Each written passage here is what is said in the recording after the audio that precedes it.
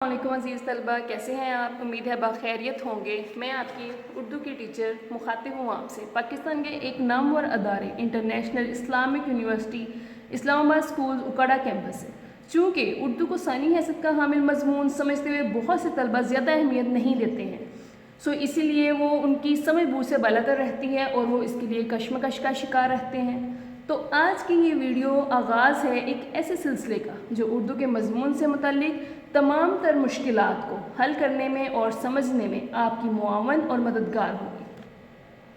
International Islamic university اسلام آباد schools Okara campus کر رہا ہے اپنے طالبات کو میسر ایک ایسا پلیٹ فارم جہاں سے وہ بقدر ضرورت اپنے عنوان سے متعلق مواد کسی بھی جگہ یا موقع پر حاصل کر سکتے ہیں۔ تو عزیز طالبات، آئیے ڈالتے ہیں ایک نظر اپنے مضمون میں موجود اس مواد پر جسے ہمیں سمجھنا درکار ہے۔ تو دیکھتے ہیں، سب سے پہلے ہمارے پاس یہاں پہ ہے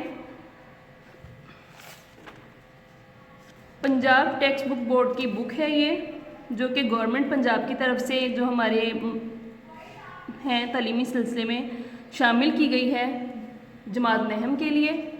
آئیے اس کے جو عنوانات ہیں ان پہ نظر ڈالتے ہیں۔ سب سے پہلے حصہ نثر جو کہ مشتمل ہے 12 اسباق پر۔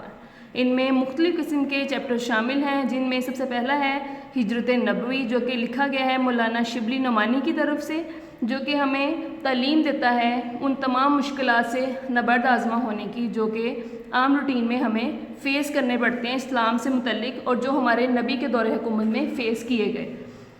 دوسرا سبق ہے مرزا غالب کے عادات و خصائل کے بارے میں، تیسرا کاہلی، چوتھا شاعروں کے لطیفے، نسو اور سلیم کی گفتگو، پنچایت، آرام و سکون، لہو اور قالین، امتحان، ملکی پرندے اور جانور جس میں بہت ہی مزاح کے انداز میں ان پہ تنقید کی گئی ہے۔ قدر ایاز بھی ہمارے اسباق میں شامل ہے جو کہ کرنل محمد خان نے لکھا ہے۔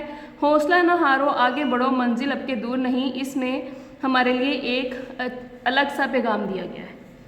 نیکسٹ ہمارا جو پارٹ ہے، اس میں دوسرا حصہ جو ہے وہ حصہ نظم ہے۔ اس میں ہماری 4 نظمیں شامل ہیں۔ پہلی نظم حمد ہے جو ہم سبھی جانتے ہیں کہ اللہ تعالیٰ کی تعریف کے بارے میں لکھی جاتی ہے۔ اس کے بعد نعت ہے، امیر مینائی نے اس کو لکھا ہے، نبی کریم صلی اللہ علیہ وسلم کی ثنا خوانی کر رہے ہیں وہ اس میں۔ پھر برسات کی بہاریں ہیں نذیر اکبر آبادی کی طرف سے، اور چوتھا جو ہے وہ علامہ محمد اقبال نے لکھی ہے، پیوستہ رہ شجر سے امید بہار رکھ۔ اس کے بعد آ جاتا ہے حصہ غزل۔ اس میں بھی ہمارے پاس 4 غزلیں موجود ہیں جو کہ نامور غزل نگاروں نے لکھی ہیں۔ تو بچوں، یہ تو تھی ہماری آج کی تعارفی ویڈیو، کیونکہ اس کے بعد ہم 1 بائی 1 جو ہے اپنے چیپٹرز کو ٹچ کریں گے اور اس میں تمام تر ڈیٹیل جس کے بارے میں ہمیں کسی بھی قسم کی کوئی عدم اعتمادی کا ہم شکار ہیں، کسی قسم کی ہمیں کوئی کنفیوژن ہے تو ہم اس کو دور کرنے کی کوشش کریں گے، اور جو بھی ہمیں اس سے متعلق مشکلات پیش آئیں گی انہیں انشاءاللہ ہم بہتر طریقے سے سولو کریں گے۔ اس کے ساتھ ہی آپ سے اجازت چاہوں گی۔ اللہ حافظ، فی امان اللہ۔